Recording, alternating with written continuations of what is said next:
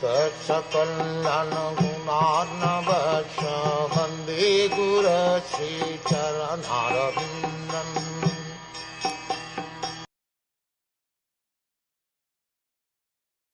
The Lord's chest is the abode of the goddess of fortune.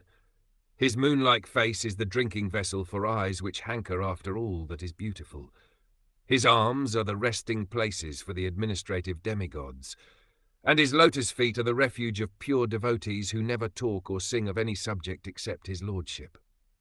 There are different classes of human beings, all seeking different enjoyments from different objects.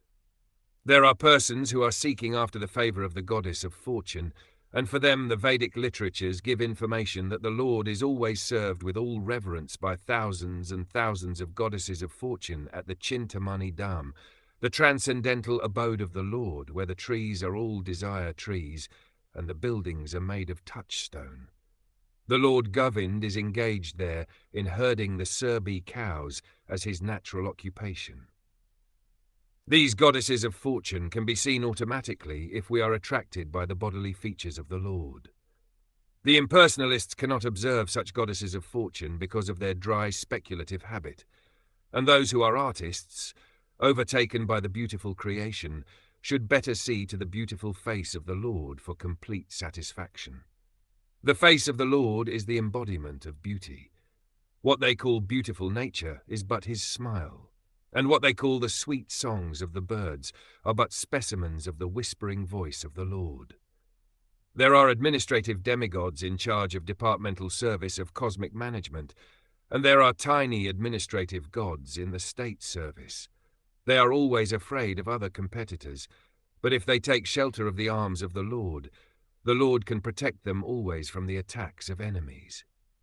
A faithful servant of the Lord engaged in the service of administration is the ideal executive head and can well protect the interest of the people in general. Other so-called administrators are symbols of anachronisms, leading to the acute distress of the people who are governed by them. The administrators can remain safely under the protection of the arms of the Lord. The essence of everything is the Supreme Lord. He is called the Saram, and those who sing and talk about him are called the Sarangs, or the pure devotees. The pure devotees are always hankering after the lotus feet of the Lord. The lotus has a kind of honey which is transcendentally relished by the devotees. They are like the bees who are always after the honey. Srila Rupa Goswami, the great devotee Acharya of the Gaudiya Vaishnava Sampradaya, has sung a song about this lotus honey, comparing himself to the bee. O my Lord Krishna, I beg to offer my prayers unto you. My mind is like the bee, and it is after some honey. Kindly, therefore, give my bee mind a place at your lotus feet, which are the resources for all transcendental honey. I know that even big demigods like Brahma do not see the rays of the nails of your lotus feet, even though they are engaged in deep meditation for years together. Still, O infallible one, my ambition is such, for you are very merciful to your surrendered devotees. O Madhav, I know also that I have no genuine devotion for the service of your lotus feet, but because your lordship is inconceivably powerful, you can do what is impossible to be done. Your lotus feet can deride even the nectar of the heavenly kingdom, and therefore I am very much attracted by them.